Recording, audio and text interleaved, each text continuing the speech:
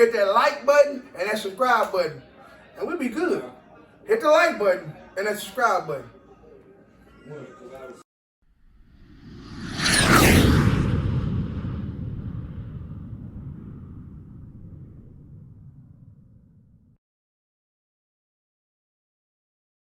All right, brother.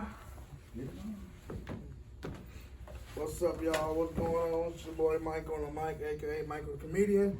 Today, at a historic place with my guy Nate Williams. So, introduce yourself. He just did, but I'm Nate Williams.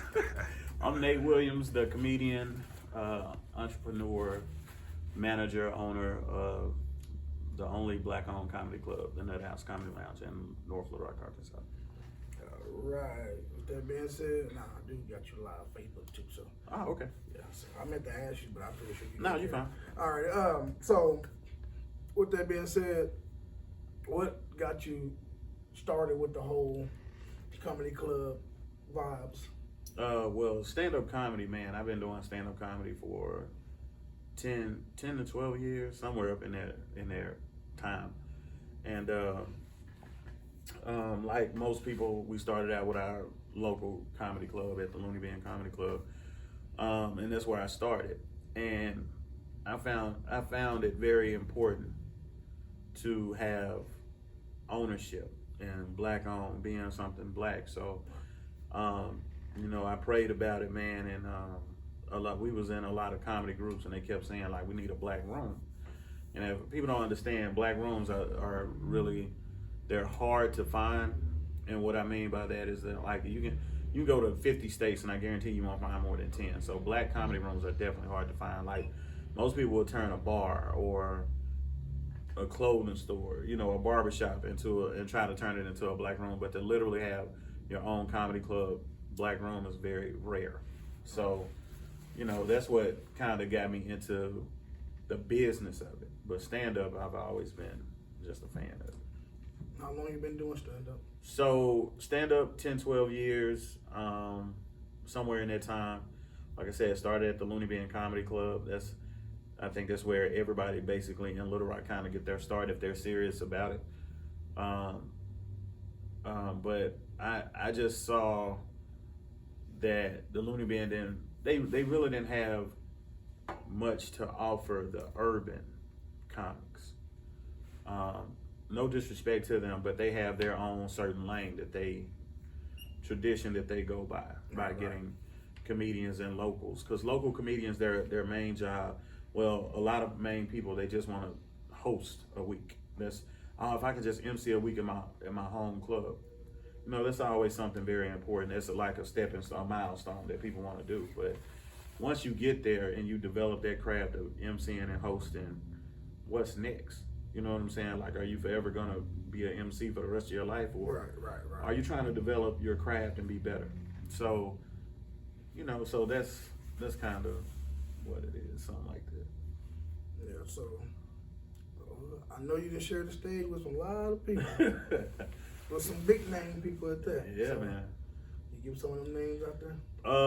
Yeah, man. K.O. Mitchell, actors and singers. Worked with Leon, Hattie Mae recently from Tyler Perry, Earthquake, Bill Bellamy, Lavelle Crawford, DC Young Fly, Chico Beam, Carlos Miller, Jess Hilarious, Sammy, Carl Payne from Martin, Willie Taylor from Day 26, Jamal Woolard, who played Biggie in the movie Notorious. Shoot, I can go on. It's like 50, 60 people I can just name over the past 3-4 years that I've actually been connected with. So yeah, I've shared the stage with a lot of great people. I saw a clip with the late Dick Gregory. That you was on stage with him. Yeah. How was that experience? That experience was very great. He was the main reason why the NutHouse is here at this location. Okay. If people don't know, I was the last comedian to work with Dick Gregory, the last performing comedian to work with him. So that in itself is a lot. And so basically, Dick Gregory, I picked him up from the airport, and when I picked him up, This was August the 5th. I believe I picked him up the day of the show. Yeah, it was August 5th. So, so that year, Dick Gregory, he gets in my car and he was like, let's just ride for a minute. You know, he wouldn't let nobody else get in my car. So it was just me and him. And, you know, we were just talking and he was asking me some very, very good questions. But one of the main questions was if it was my last time performing, where would I want to perform at? Right. And I didn't know the level of the questions, because if I knew that was my last time speaking to him, Right. you know what I'm saying, I probably would have asked a little more in-depth questions or some deeper stuff, but I didn't know that he possibly knew that he was getting ready for his transition. So I said, well, man, I've always wanted to open my own comedy club. And he was like, where would you put it? And I was like, downtown Little Rock. And he was like, is that where you were raised at? Is that where you were, that's your stomping ground? I was like, no, sir. He said, that's the problem. Then he goes deeper into it. And he said, that's the problem with us black people. We get great ideas and we want to build something, but we want to build it in a neighborhood that we didn't grow up in. So we basically want to bring up the value of other properties and other communities. Right. But he said, take me to the neighborhood you grew up in. So I said, okay. So we rode through here, and I said, well, and I pulled in this parking lot. And I said, well, I really like this building. And he said, why don't you put it here? And I said, I don't know, you know. And he said, I really think you need to build up your community first. And I said, okay. So that's, after that, you know, the show was that night, and he just loved my energy, my vibe. So after that, we sat down and talked after the show. Just me and him in the auditorium of Mosaic Temple by ourselves. And he was like, did you make any money off the show? And I was like, no, sir. I'll never forget that. I was like, no, sir, I really didn't make any money. So, you know, $300 is what he gave me. Well, here you go, son. You know, just something, you know. And I'll never forget that. Then that day we left, we was walking out, and he said, I really want you to come with me to Atlanta, you know, to be with Paul Mooney. And that was in a couple of weeks. So I said, well, I'll come there. And he was like, okay. So the week after that, he got real sick, and his wife, and, you know, called me. Hey, I don't think he's going to make it to Atlanta. He's not feeling too well. We're just going to let him rest. I said, okay, cool. And then 7 days after that, he ended up transitioning and passing. Right. And my phone was blowing up. Like, comedian. If people don't know, I know millions of comedians in Atlanta, LA, people in movies, people, like, I know everybody. So everybody knew that I was the last person with him. Yeah. So they got the call on my phone. I'm talking about it's early in the morning. I'm talking about my phone blowing up. I'm like, what the hell is going on? Because it was like, I'm talking about it was back-to-back calls. I'm like, oh my God, like, what's going on? I ignore one call because it's early in the morning. I ignore one, then as soon as I ignore that one, it'll ring again. And then if anybody, I got a good friend in Atlanta named Marlon Ballard. And he called me, and when he called, usually I always pick up. So he called and he was like, man, I'm sorry to tell you, man, but you know, you heard about Dick Gregory. And I said, nah, what's going on? He said, man, he just passed. And I was like, what? So, you know, I was like, nah, I just talked to him. Like, I'm, you know. And he was like, nah, man, he died. And he was like, man, you need to get up. You know, check your Facebook, check everything. Because it's on everything. So, you know. So I get up and I was kind of emotional about it. So I just sat on the edge of my bed and I just remembered the conversation that we had. And I was like, man, it must have happened for a reason. So people don't understand just the level that the things that I'm doing, man, and the thing that God is setting up for me is it's just truly amazing. So Yeah. you know. It's like it's pretty much how I got into comedy. My mom wanted me to do it. She was like, you say crazy stuff, get up there. I'm like, nah. Then when she passed last year, it was like, okay, go ahead, go do it. So, you know. So I totally understand what you're coming from on that one. So yeah, you're gonna give me a little background of where you came from. They know where you're located, but yeah. Yeah, man. So I'm from originally from England, Arkansas. If anybody don't know, that's the country. My family, you know, they was born and bred down there. We still got family there. We're country people, and my family kind of moved up from England to North Little Rock, but we still got people there. So, you know, I'm a college graduate, went to HBCU, Arkansas Baptist College. I also attended Philander Smith College, got my degree in business. I'm a medical assistant, man, and, you know, I'm a father of one, amazing daughter. If anybody don't know, I love my daughter to death. So that's my backbone, that's my rib, she's everything. So man, that's it. I love to travel. I don't know what else. Cancer. You know what I'm saying? I don't know. So those are the type of things. I mean, that's just me. You know, I'm down to earth. I love to travel and, of course, work on stand up. I love stand up more than anything. So that's it. So if I could ever get any personal advice, you saw me perform. Yeah. So you got any personal advice for me? Man, I tell all comics, stage time is the best. Right. I learned that a lot from some comedians out of Atlanta, and they were just saying anytime you get on stage, you know, perform. So like by me having my own venue, I try to get people here 24/7. Like we're not doing anything, you know what I'm saying? So sometimes I have free shows, but in order to keep it going, we do have to have shows that cost. You know what I'm saying? So on Fridays, that's why I push our Friday Night Laughter. It's only $10. So we try to get people here on Friday, so that way on Sundays we can have the free shows. You know what I'm saying? So it's just getting bodies in here, and you know, with you, I would say stage time is definitely a must. Right. And the more stage time you get it at many venues you can. Right. But like whenever we hear like, and we got stage time, I always open the doors. Or I'll call a gang of comedians one night. Like once I get you in my circle, it ain't too many I have in there. So it's Big Dre. Yeah, I see he be on Friday tomorrow.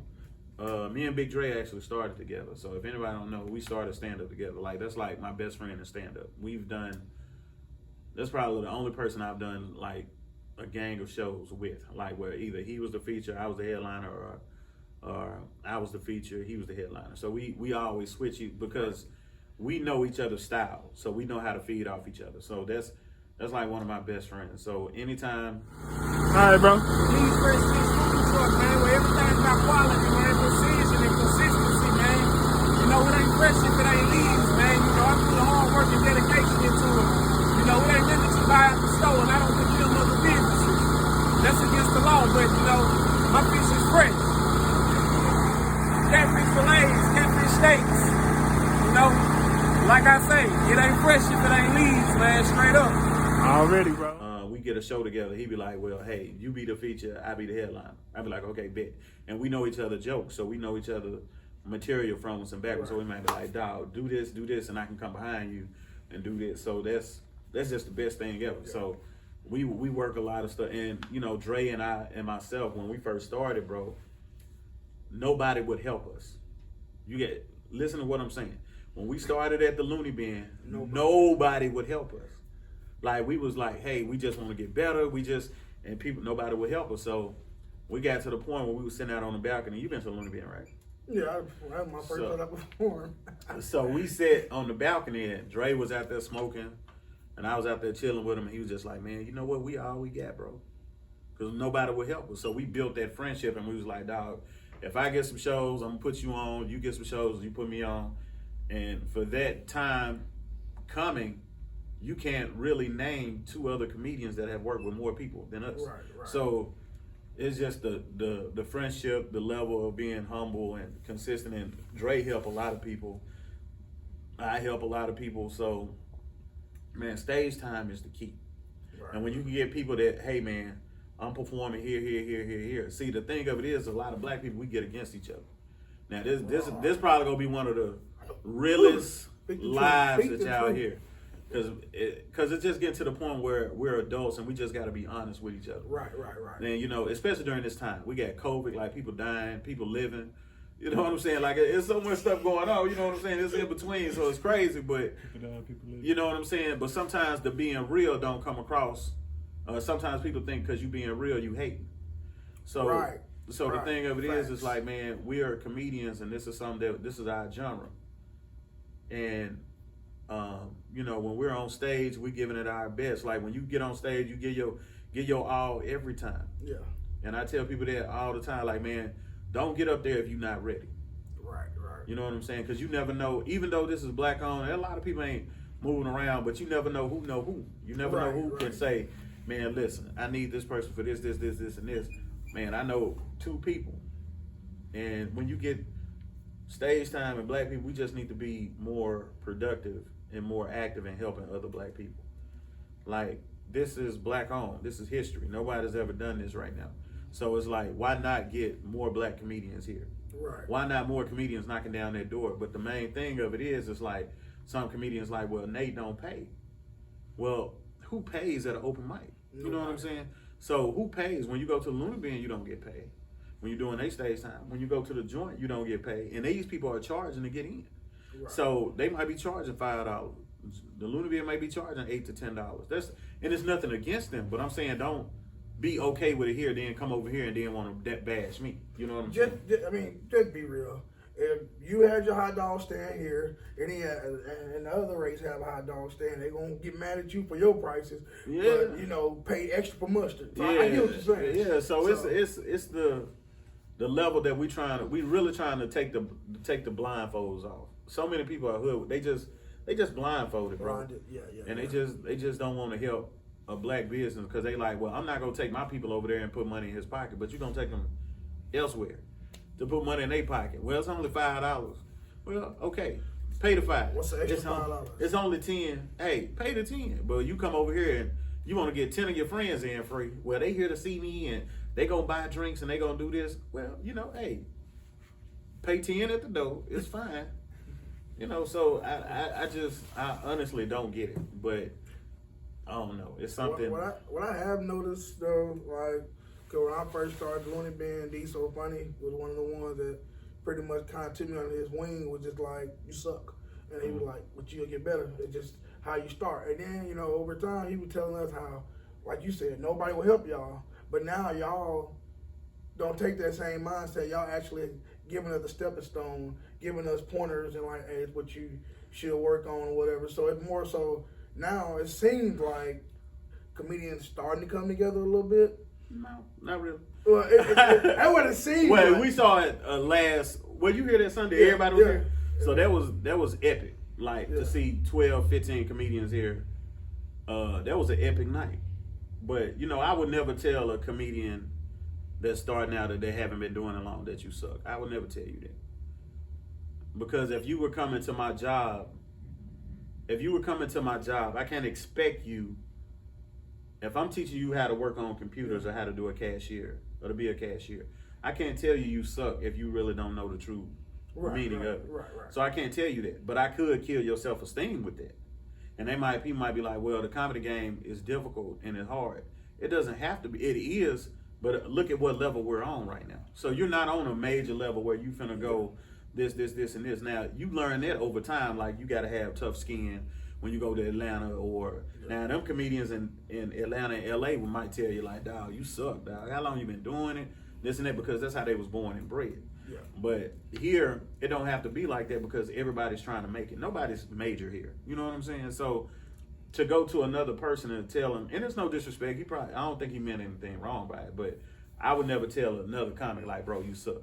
Yeah. Like if you come to me and you're not doing well, like Gabe asks me all the time, like, bro, how I need to do it? I just tell you, like, you need more stage time. Right. It's just like you're not strong. You might be stronger than me, or you might want to be a fitness trainer or this and this. I'm not gonna tell you like, dog, you weak as hell.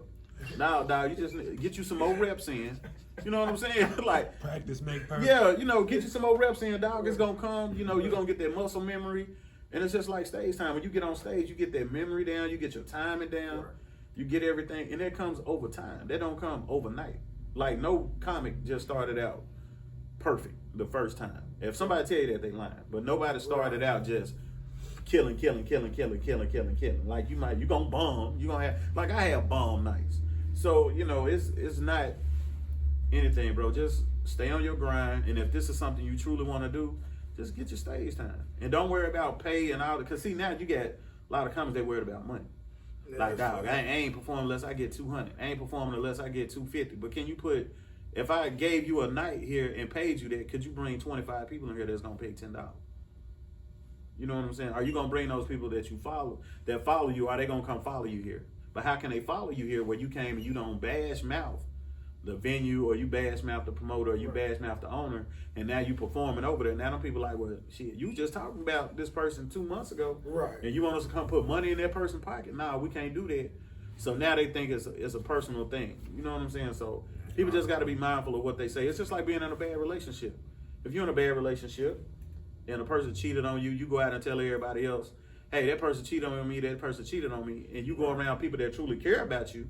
Now they finna be looking at that person funny, like, oh, that person cheated on you. You got that person around here. They might love you, but but now you got to try to defend the person that you said that cheated on you. You know what I'm saying? So now you come at odds with your family and your friends.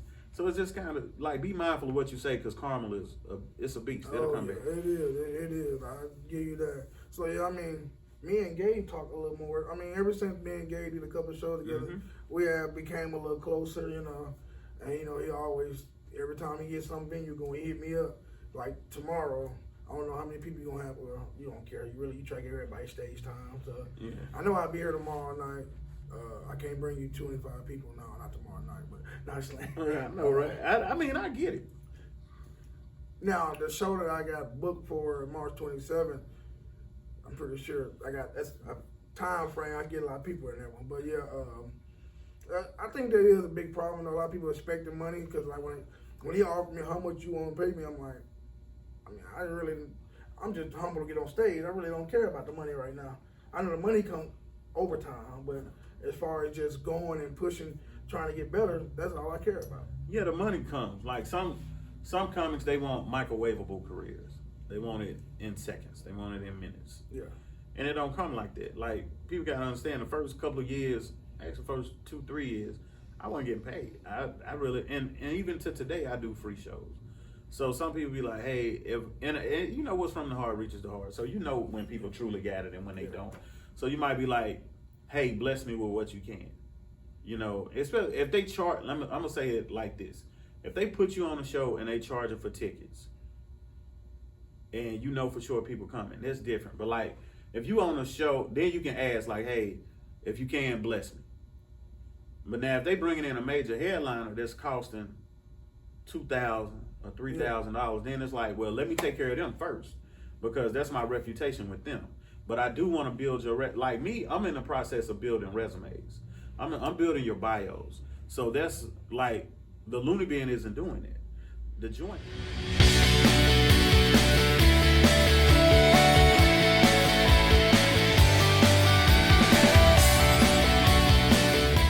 James Thomas. Cool. I've been using it now about a year and a half or something. I'm very satisfied with Cut and continuing using his service.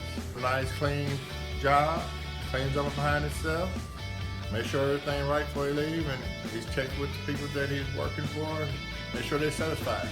So far, I've been satisfied for the past year and a half, and I'm gonna continue using it as long as I got a yard. So if I'm bringing in celebrities, I'm bringing in a Pooch Hall, a Hattie Mae, a Leon, a Chico Beam, a DC Young Fly, a Carlos Miller. It don't matter if you know them or not, but like, what I'm telling you is that when they come in, if I can say, yo, I'm gonna put you on this show. You know what I'm saying? I can't pay you nothing, but just come do your time. Now, first of all, you in front of a crowd that you normally wouldn't be in front of. That's number one. Right. Number two, you be able to put on, hey, I work with DC Young Fly, Chico Beam, or Carl Payne. I can add that to my resume. And that in itself is priceless. You know what I'm saying? Because it's not, every city they go in, they not go call looking for you. You know what I'm saying? If I come into, DC come into the city, hey, we need some openers, I don't care how cool you with them. If you ain't funny, some people, they just not go call, they not go think about you. Right. So it got to be somebody that's close to them, like, yo, they going to ask the person that's close to them, like, man, can you give me 3 comics to open up? Yeah, I'll get you 3 comics. All right, well, give me 3 comics that you know that's funny. Now, I got to do the search. And if your first thing is how much you paying, dog, well, your mind ain't mentally there, because Bernie Mac even said that. Now, this is a legend that said, I didn't chase the money first.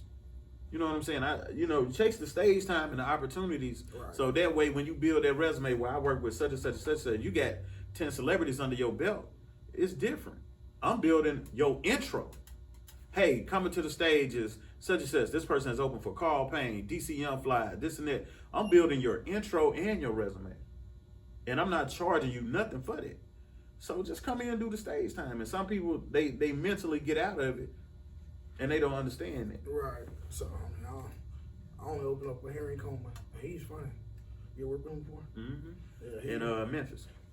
Oh, he's from LA. Yeah, I worked with him in Memphis. Oh, you say work? Okay, yeah. He was pretty funny that night. I work with Dre. Dre really funny. Yeah. I don't know when when he told that one joke, but I ain't gonna say it on camera. But anyway, yeah. So you gonna tell everybody about you selling cookies? No, I'm just one. Oh, not yet. I'm gonna tell it on my special though. Yeah, okay, your special. That's what Underrated. I was wondering.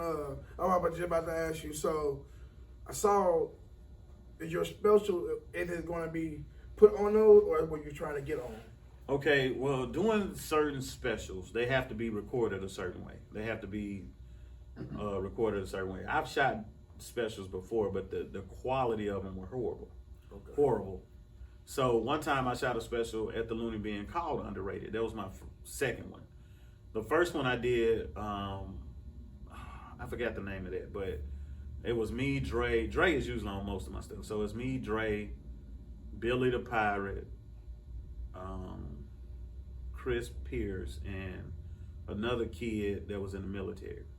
So we did that show, and I didn't promote it right. So I think it was like half the Looney Bin. Yeah. So I was like, nah, let me go back. And then I kept doing so much stuff. So I said, I'm gonna come back and do another one in a year. And that's when Chris Tucker came. So Chris Tucker came, and I sat in the back. I'll never forget. Chris Tucker came out, and man, the Looney Bin erupted. Like, listen, I've been to hundreds of comedy shows. I've never seen nothing like that.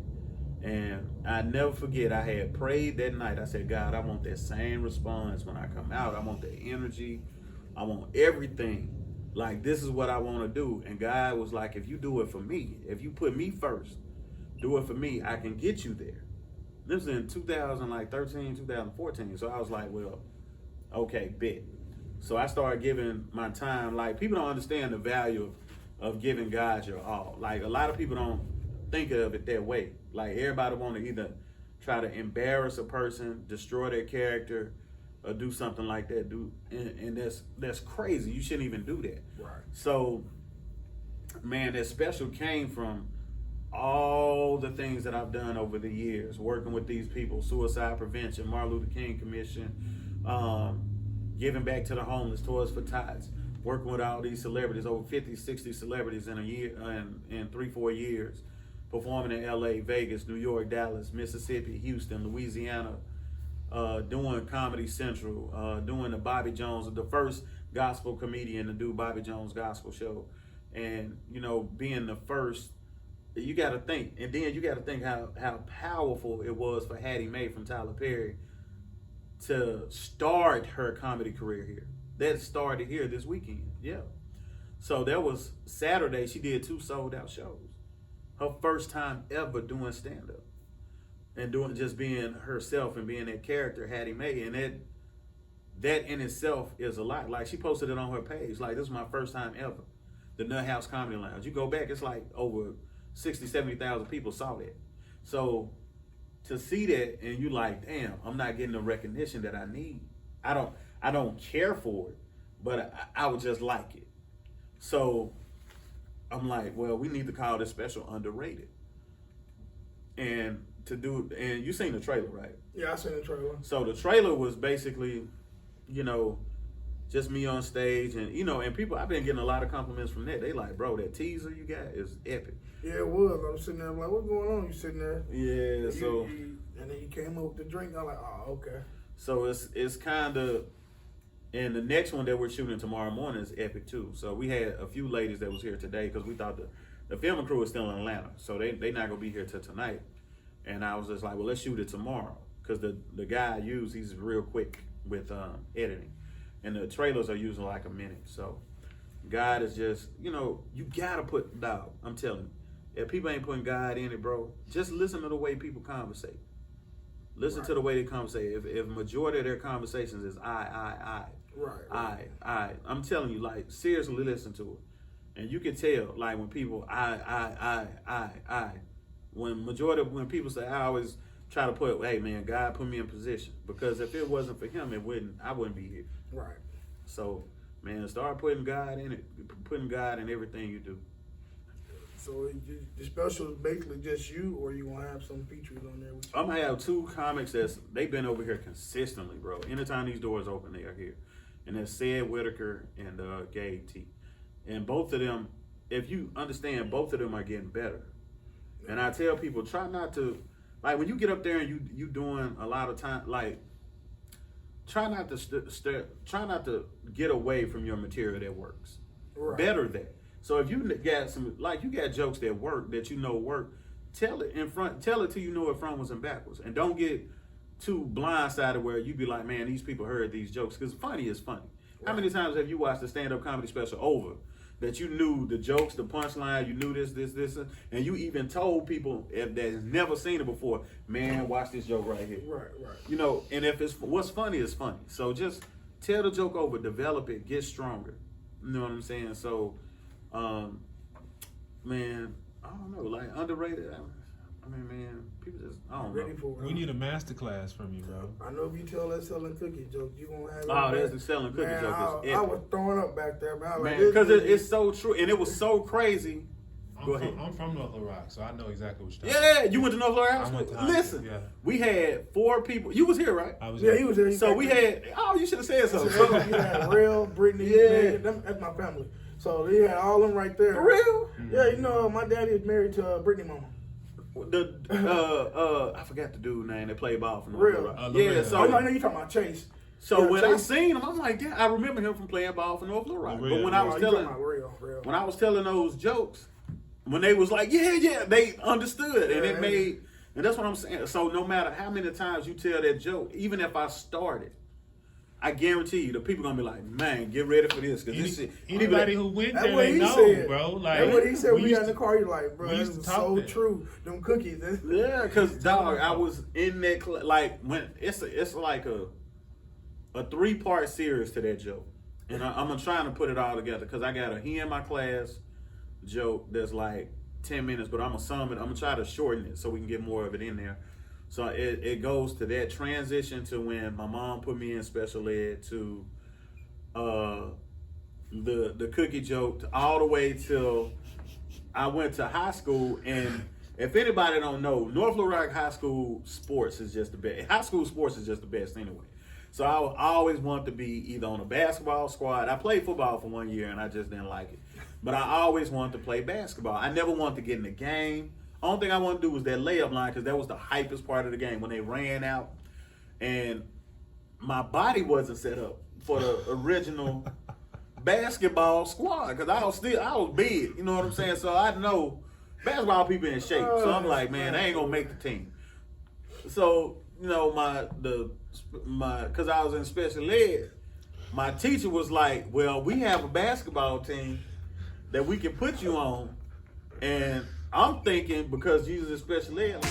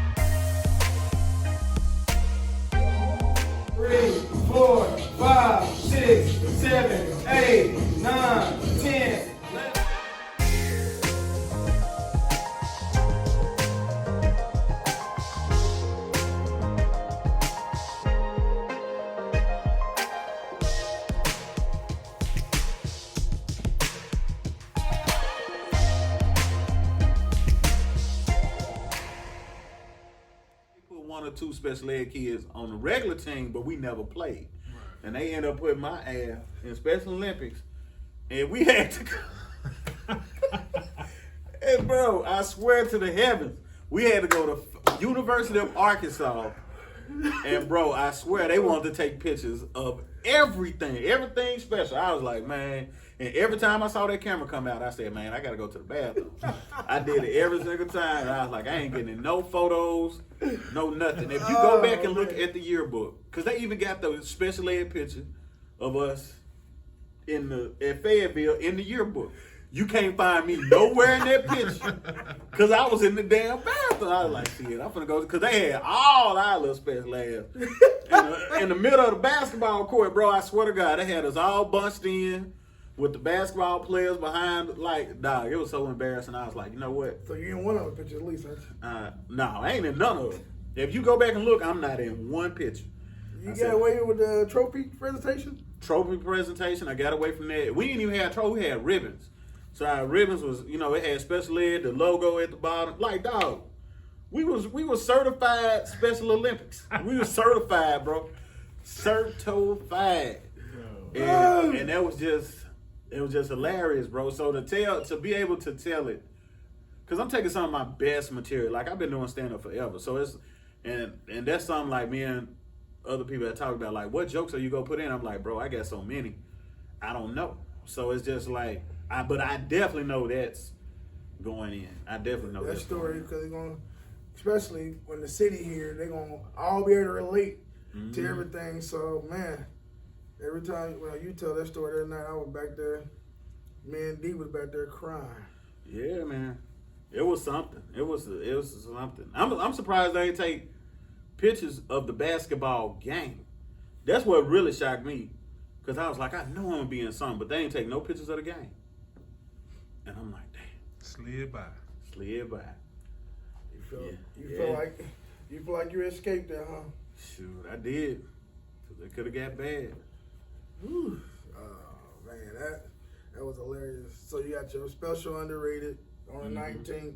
You got anything else? Well, you got Corey coming, right? Corey Holcomb is coming. Listen, Corey Holcomb is a true legend. And I'm telling everybody to get your tickets because people are buying these tickets. I don't know why people, because usually people see it and I post a lot. So I usually post to people buying tickets, but I'm telling people, like, listen, people are buying these tickets and when they gone, they gone. I don't want nobody, dog, can you get me in? I'm going to tell you no, because Corey his team is strict, like no free tickets. They call them come tickets, but no free tickets, no nothing. And I'm telling people, once they sell out, you come to that door. If you don't have a ticket in your hand, it's going to be over. No, just let me come in. No. Can't do it. I messed my relationship up. Yeah, man. Because we got other stuff coming. Like, we got Pooch Hall from the game coming. We got. I didn't know he was a comedian. I thought he's not a comedian, but it's just like, because we do different things here. I just I want people to mentally think outside the box. You know what I'm saying? Like, we are the Comedy Lounge, but we do more things here. We do date nights, movie nights, dance stuff. We do, live music. We do everything here, and we want this to be the venue that you come to, because really right now you really can't have over 100 people in a spot anyway. You can, but you really can't. Right. So it's like, to be on the safe side, we're going to do everything we can to make sure you're safe. We got your mask, we got sanitizer, Lysol, disinfect, we spray everything down, we clean everything. So, man, I don't know. You gotta have your roast battle and your spot. You got one of them yet? Yeah, I mean, there's a lot of comics think they just beast with the roast, but we'll eventually get it. What about an improv night, man? Improv, I would love to do that. It's just getting people more involved in it, bro. That's it's just getting them involved in anything that's going on. And we telling people, oh, it's never anything to do here. Well, yes, it is. You just gotta come. You gotta be a part of it. And we have stuff here, like, 2 ladies came today and they didn't know nothing about the NutHouse. They just knew they wanted to be a part of the trailer, the teaser or whatever. So I was like, come, and we came and they came and sat down and we literally vibed for like 45 minutes or an hour. And we just talked about the club, how we got started, you know what I'm saying? And they'll be here tomorrow. I was like, just come tomorrow and let me bless you. Just come tomorrow. Don't even worry about paying, but just come, bless us with your presence so you can see how we kind of do things. And sometimes you got to do that. And man, people don't understand, like, the battles and the trials and tribulations of going through and dealing with people and trying to be professional, right? When to speak up and when to be quiet. Because if you speak up, then they be like, oh, he an asshole, or he rude and this and that. And then if you don't say nothing, then well, it must be true. He ain't said nothing. And so it's a thin line between that, man. And I just try to build friendships, professional friendships, with everybody. Come over here, do whatever you need to do. If you want to do your stand-up special, you think you're funny, if you believe it, we gonna believe it. You know what I'm saying? If that's something you truly believe in, I tell people all the time, if it's something you truly believe in, man, do it. Come over here, man, because why go to a place and rent out a venue for $1,000 or $1,500 and you praying that you get people there just to make your money back? I've been through that. So why not come here and let us help you make your dream a reality? You don't need 1 million people right now because you can't do it. So why not come here and get you 75 solid people that'll follow you, that'll help you get money in your pocket, that'll help you believe in your dream. And once people see it, then they like, okay, I see what Nate was talking about. You don't need 100 people, man, because everybody not going to be with you. Jesus had 12, and some of them even turned their back on him. So why have 1 million people? You know what I'm saying? So, with that being said, so if a local comedian said they want to try to do a show, you'll allow them to rent it out, right? Yeah. So I give them 2 options. I give everybody 2 options locally. And I'm putting this out here so people can honestly know.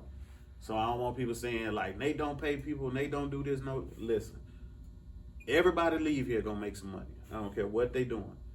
So I give you 2 options. You can either rent the venue out for $300. A person just called me, dog, how much you charge for rent? I said $300. Well, we don't need it, but for this amount of hours. I don't care how many hours you need. What I'm telling you is that $300 is fair for anybody. Yeah. $300 is fair for you to rent it out and you get 100% of that door. You know what I'm saying? Like, who's doing it? You know what I'm saying? $300. Or we could do it this way. We can do a split, a 50% split of the door. So that way you're not hurting for money, but you got to believe in your talent. Well, some people might come in and say, shit, we'll pay the $300 because we're going to get 75 people in the door that's going to pay $20. You know what I'm saying? Or 25 or whatever you want to charge. That's your money. You might get the money and be able to make it. You know what I'm saying? Here go 3 and you might turn around and make $1,300. That's great. But I don't need the money up front with the $300. I say, give me $100 to lock in your date. You lock in your date with $100. The day of the show before the doors open, you pay the $200. Then everything is yours. Right. So I put people, it's just on what they want to do. Do you want to come here and be a part of history? Do you want to come here and say, hey, I sold out a show at the NutHouse Comedy? Because we're not going nowhere. So if you want to say that, because now you got the bigger names coming. Now you got the Hattie Mays and the Carl Paynes and the Corey Holcombs and stuff like that. Now you can say, man, listen, I rocked the stage that they've been on. And some people saying, you're going to outgrow that building. Hattie Mae, we could have did 6 shows. But I was just telling them, like, God said, be faithful over the little. Like, I'm deep in my Bible, bro. So I tell people all the time, like, when you come against me, you got to understand you're coming against a higher power. So it ain't for me to hate or judge or do anything like that. I never sit down and judge people. But like I tell people, because people come, they hate on me. You know, they hate and trip on me. Me and my sister on the phone, we back there talking about it like I was just like, I'm tired. You know what I'm saying? Like, here it is. We had one of the biggest successful weekends during the pandemic. And people still find ways to hate on it or disagree with it or not say nothing. And that's why I was telling people, like, listen, I'm doing epic stuff here. Why not share it? Simple stuff. Share it. You got other comedians here. Corey Holcomb is coming. That's a legend. That's why when I asked him Sunday, how many people shared it? You a comic. We got 15 comics in here. I said, I guarantee you ain't 5 people shared it. That's a comic. Now, if he was at the Looney Bin, everybody be sharing. Oh, y'all ain't gonna believe this. They want to kiss, and excuse my language, they want to kiss their ass. Because see, me, I'll be honest with you. I'm getting older. I'm just to the point now, it needs to be said. Because if it's not, they not gonna understand. So, if it was there, and it's like I said, no disrespect to the Looney Bin, because that's where I started my career. I will always respect them. But I'm saying, like, take the blindfolders off and understand that a black man is bringing somebody. See, people get in your inbox, dog, let me open for Corey. Let you open for him. Welcome to Mama Dean's Down Home Cooking, located at 515 South James Street, Jacksonville, Arkansas, 72076.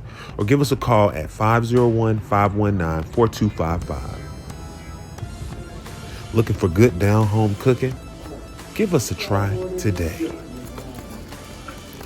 We offer macaroni and cheese, some of the best sweet potatoes in the state of Arkansas, country fried steak, also fried fish, And we also offer a veggie plate. You won't be sorry. So give us a try today. Tuesday through Fridays, 11 a.m. to 8 p.m. and Saturdays, 11 a.m. to 6 p.m. Thank you. You know what I'm saying? Like, how if I was given that opportunity to let a local open up, it wouldn't be you. Right. So, you know, I want everybody to understand the power of the black dollar and the power of our voice and our power. Like, we gotta. This is biblical too. Behold, how good and pleasant it is for brethren to dwell together in unity. Like, if we dwell together in unity, then it's a whole different vibe. And if we come together and be like, hey, it's 30 comics that's black here. Dog, we're going to the NutHouse. And everybody posted, let's go to the NutHouse. Imagine how many people be here on Sundays or Fridays when we do shows. Right. Now you performing in front of new people. You're able to get your material out. You're able to get your timing down. You're able to do everything. But the main thing they thinking about is, man, if people come through the door and they making money, the show free. You know what I'm saying? Oh, they drinking and stuff like that. Yeah, but the other clubs, they getting you two ways. They getting the admission, they getting the bar, they getting the food, they getting all of that, and the only thing you getting is a pat on the back. But like I was telling y'all, go over there to the Looney Bin and do 6 shows for $200, but you come over here and want $250 for one. That's not fair. You know what I'm saying? Like, I've been there, dog. And I've been there and I understood, like, dog, the Looney Bin was, and we was thrilled about getting that $200. Like, oh my God, we doing 6 shows with a headline and a feature, and we able to be in a real comedy club, and we're getting $200 and stuff like that, $200. But you want to come over here and throw some demands. I need 200, 250. It was one comic I never forget. I don't even want to call this person's name, but they came here, did a showcase, right? So this person sold more tickets than the other comedian that was on the show. So when I saw it mentally, I pulled this person to the side and said, listen, you got the look, you got the brains, come here and do your own show. Right. Well, now you want to get fancy. Oh, we can talk about the numbers. Talk about the numbers. You already know my numbers. So why we got to talk about numbers. But I'm giving you an opportunity to come here and make your own money. You know, 75 people, you charging $10 a head, that's $750. And even if I was getting half of it, you know what I'm saying? Even if I was getting a percentage of that, what's that, $375? So even if I was getting that, you know what I'm saying? Like, if the show sell out and do great, what's the problem with me to see $750 and say, well, this person put in their work. You know what I'm saying? Right. You know what? Here go $4. Or here go $450. You know what I'm saying? I'll take this little change. You did great tonight. Keep up the good work. Matter of fact, let's do another show. Let's get it. Because I see how people can work. So it's like, dog, this is my genre. This is my business. So I understand and see the potential in certain people and be like, dog, if you got the following, why not make money doing it? You can make it. Come together you a small show. The people gonna come for you. Them your friends, them your fans, them people that support you. So even if you got 40, 50 people in here, it's okay. 40, 50 people at $10 a head, it's okay. That's $400.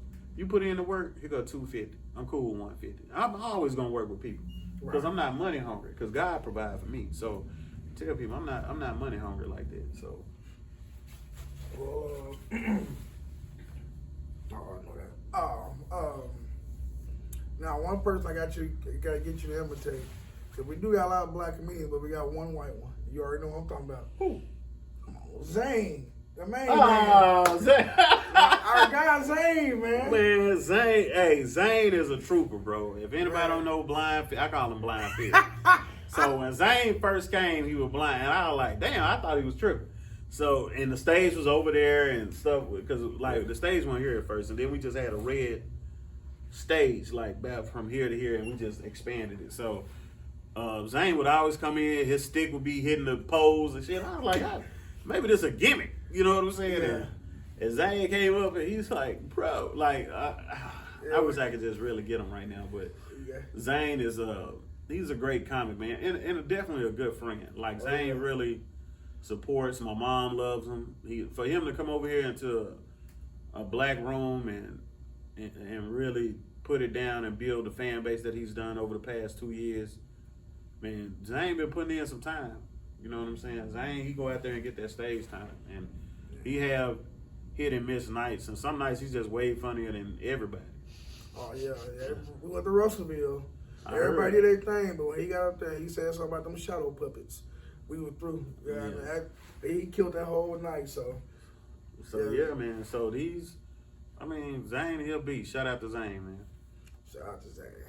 All right, so time of the show where you give them your social media, you know, how they can follow you, where they can, you know, website, all that. So, if y'all want to follow us and see what's going on, go to the NutHouse Comedy Lounge page on Facebook. You can follow me on Facebook and Instagram. Under my Instagram is comedian Nate Williams. Follow me, I'll follow you back. I tell people that all the time. And social media is just Facebook as well. So Nate Williams or comedian Nate Williams, you can go under that and find me, and that's it. So you got any merch or anything that you? We do sell hoodies. The NutHouse Comedy Lounge hoodies, they are $30. The t-shirts are $20. You can get those. Those are real nice and comfortable.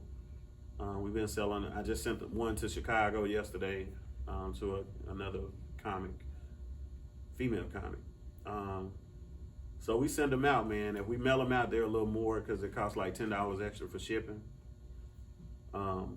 So you know, if you're out of town, it'll be $40.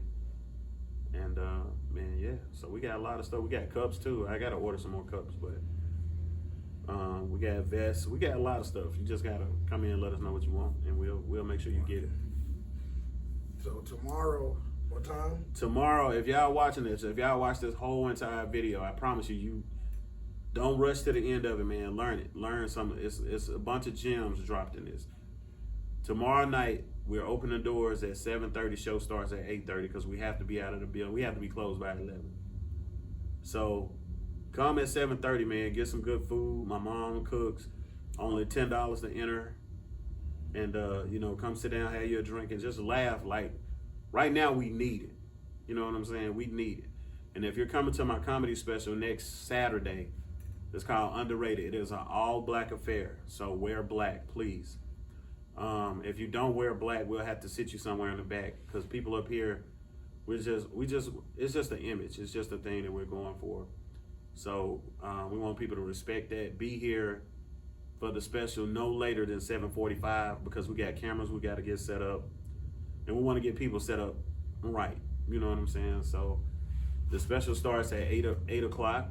Doors open up at 7. We're gonna try to get everybody seated by 7:45, comfortable. Because we had the tickets free in Van Brighton. People went on, grabbed the tickets. We got rid of the tickets in one day, 60 tickets. So it's just, I'm gonna reach out to them. We're gonna send them a reminder. And we're shooting a trailer tomorrow, teaser tomorrow. You free tomorrow? I'm gonna make myself free somehow, some way. So tomorrow at 11, we're doing a trailer tomorrow. It's only gonna be a minute, but it's really, really dope, man. It's really dope how we putting it together. I'm gonna tell you off camera once we finish. All right, okay. But it's really dope how we putting the trailers and stuff together because all this stuff is actually gonna be on YouTube. I might even just drop the whole special on YouTube, but we need the trailers because that's kind of gonna be going into the special. So we're gonna tag Comedy Central, Hulu, Netflix. I know a lot of people on all of them. BET Plus. Tyler Perry is a partial owner of that. People don't know that. He bought, I think, 50% of it. So BET Plus. So if anybody got that app, it's only $10 a month. Please get that app. They got a bunch of black movies on there. Majority, like 99% of the films on there are black.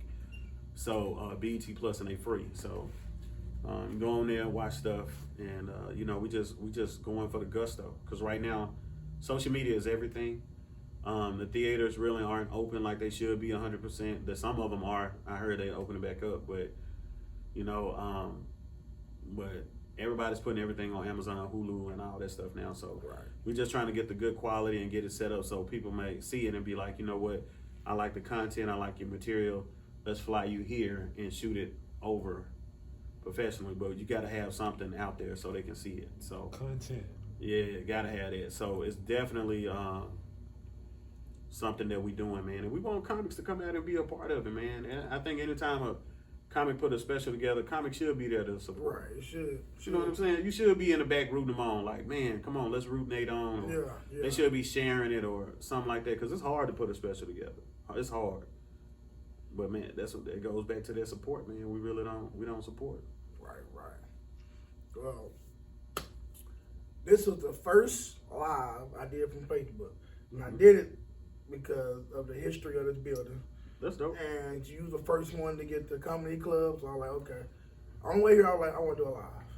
Make it live on Facebook. Of course, you're still going to edit it and put it on YouTube, but Is anybody on there asking questions or anything? Oh yeah, you got a Terrell Hurd did a shout out. ABC Buffalo. Just Arkansas Baptist. Okay, Yeah. okay. Yeah, that's where I went to. So, but yeah, we can continue to answer. This time will be questions. I mean, they got questions they can answer. Is people still on there? Yeah, people it's still on about 3 people on here, but they're not asking no questions. Just ask them, do they have any questions? Yeah, go ahead. Yeah, you got any If questions? y'all have any questions, my bad. If y'all have any questions, just say something. That's for the podcast. It's Michael the Mike, aka Michael the Comedian. We out here. Y'all can ask questions now.